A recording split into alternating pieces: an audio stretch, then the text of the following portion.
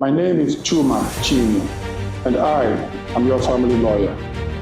I was called to the Nigerian bar in 1988, and I have over 35 years experience in family law practice. I've helped countless families navigate Nigeria's complex legal terrain, and I am desirous of bringing this knowledge and expertise to you free of any charges. Today we'll be talking about an aspect of marriage that is not too pleasant, but occurs all too frequently. We're talking about divorce. Today's episode will explore the legal implications of separation and divorce under the Marriage Act. We'll be talking about the rights to maintenance, the division of property between spouses, and we'll also talk about child custody arrangements when marriage goes south. We'll walk you through a story that shows how property and child custody are decided during divorce in Nigeria. And then we'll wrap up with the financial impact of divorce on both parties. Divorce proceedings for marriages under the Marriage Act are governed by the Matrimonial Causes Act, which is the guidebook for ending a marriage. To get a divorce, you have to prove that the marriage has irretrievably broken down. Irretrievably broken down. It don't scatter, it don't budge. Section 15 of the Matrimonial Causes Act lays out the grounds for this irretrievable breaking down of a marriage. And it includes the following: adultery by the other person, not the one you have committed. If you are the wife, the adultery that your husband has committed is a ground for divorce. And if you are the husband, the adultery that your wife has committed is a ground upon which you can approach the court for divorce. It also includes unreasonable behavior that is intolerable. And this is not just simply that something irritates you. It means behavior that the reasonable man can see that it will not be appropriate to expect you to remain under that kind of marriage. The grounds for divorce include living apart for at least 2 years when both parties to the marriage agree that they should go their separate ways. And then when they've lived apart for 3 years, even if one party does not agree, the other party can file for divorce on the ground that you haven't been available for 3 years. Also, there are grounds that include things like inability to consummate the marriage for a reasonable period.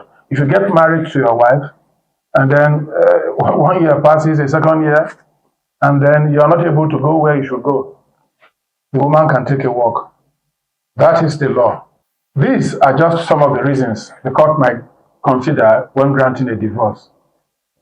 But remember this: separation means living apart, but still being legally married until the court says otherwise. Separation isn't divorce. You are still married and you cannot remarry whilst you are living apart from your spouse until a divorce nicety is granted. And divorce nicety is the first decree that the court makes when a decision is reached that your marriage should be dissolved. Usually after 3 months, if nothing has happened, you haven't changed your mind, a decree absolute is granted, and then the marriage is no more. But at this point, when this marriage is now dissolved, the court gets involved with the issues regarding maintenance by one spouse to the other. It gets involved with property division, and then the very knotty issue of child custody. Now let's talk about maintenance, which is the financial support one spouse may need to give to the other after a divorce. Section 70 of the Matrimonial Causes Act empowers the court to decide on whether or not maintenance should be granted to an ex-spouse, and if the quantum of that maintenance is fair, and also whether the maintenance is even necessary to be paid to that spouse or not. Let's be clear, either spouse can get maintenance depending on their financial situation. The goal is to make sure a spouse who was financially dependent on the other can still live reasonably post the divorce. But please know, maintenance is not a given. The court looks at the following issues. First, the court will take cognizance of the income and financial resources of both parties. Then the court will look at the needs and responsibilities of each spouse. as well as the standard of living of the spouses during the marriage. For example, if one spouse was a stay-at-home parent, that spouse might get maintenance to keep living comfortably thereafter. But then note that maintenance payments get reviewed and can change if circumstances do. Next, the court will look at the issue of division of property that was owned by the couples in the course of the marriage. In Nigeria, there is no automatic 50-50 split of property. The court decides what is best based on what is just and equitable. Section 72 of the Matrimonial Causes Act gives the court the power to split property, considering the following. First, the court will look at the financial contributions of each spouse. Then the court will consider non-financial contributions like home care and raising children. The court will also consider the welfare of the children of that marriage and the future financial needs and earning potentials of each spouse. Very difficult thing for the court to do. This means that property division during the course of a divorce isn't just about who paid for what.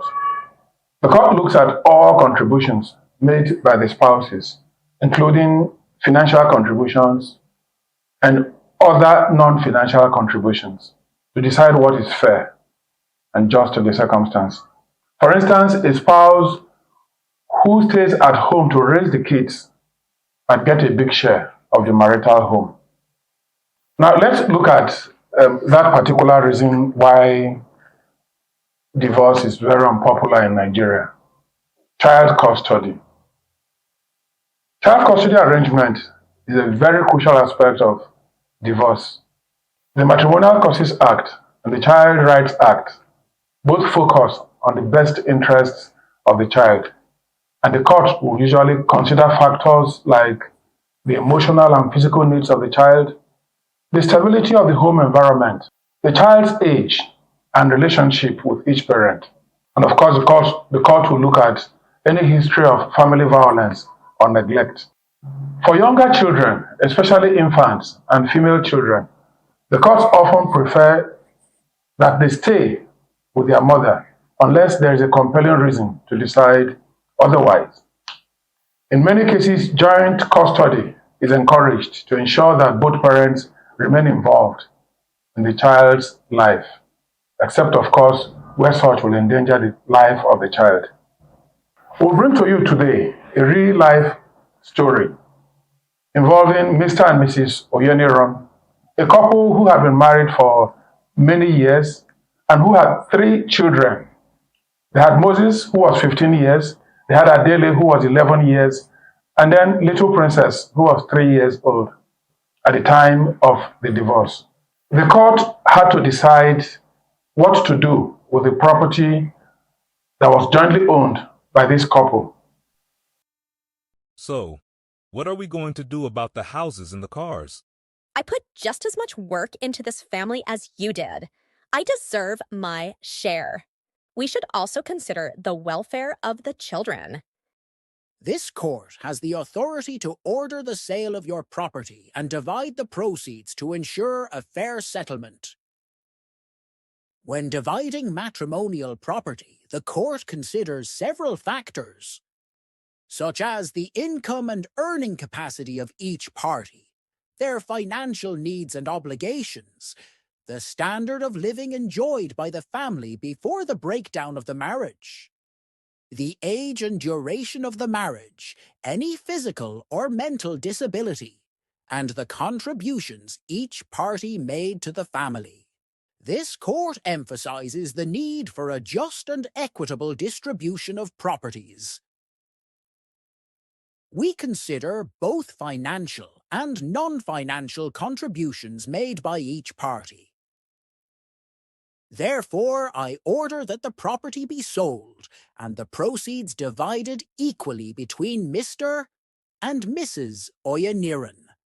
Regarding the custody of Moses, 15, Adele, 11, and Princess, 3, the court must consider the best interests of the children. The Matrimonial Causes Act and the Child's Rights Act emphasize that the welfare of the children is paramount. Given the ages of the children, Moses, 15, is old enough to express his preference. But Adele, 11, and Princess, 3, are of tender age, and their emotional needs must be carefully considered. Therefore, I award joint custody to Mr. and Mrs. Oyeniran. Adele, 11, and Princess, 3, will primarily reside with Mrs. Oyeniran, considering their age and need for stability. Moses, 15, will have the option to choose his primary residence, with visitation rights for the non-custodial parent. Later at the family home after the court's decision, the Oyenirans try to reassure their children. We may not be together anymore, but we both love you very much, and we'll always be a family. We'll work together to make sure you're happy and safe. Divorce hits hard financially. One spouse might end up financially secure with maintenance or a larger share of the property, while the other might face financial strain, especially if they have to support a former spouse and themselves. The court tries to balance things, ensuring neither party is left struggling. But divorce often means a dent to both parties' living standards. Get legal advice when dealing with any stage of divorce. Knowing your rights and obligations helps manage the financial fallout. In all of this, the things we normally would do for ourselves, we hand the power over to the court to do for us. They decide where the children will grow up. The court decides what is fair regarding our properties. Therefore, if you are going through divorce or separation, it is important, it is paramount that you should know your legal rights, especially regarding the property that you own in the family, regarding financial support, and regarding, most importantly, child custody. And please, whilst you have this, or before you even get started, talk to a lawyer.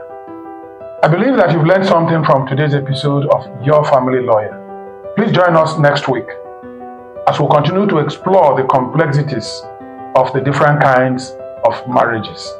Until then, please stay informed and be empowered, and by all means, be good to your family. My name is Chuma Chini, and I am your family lawyer.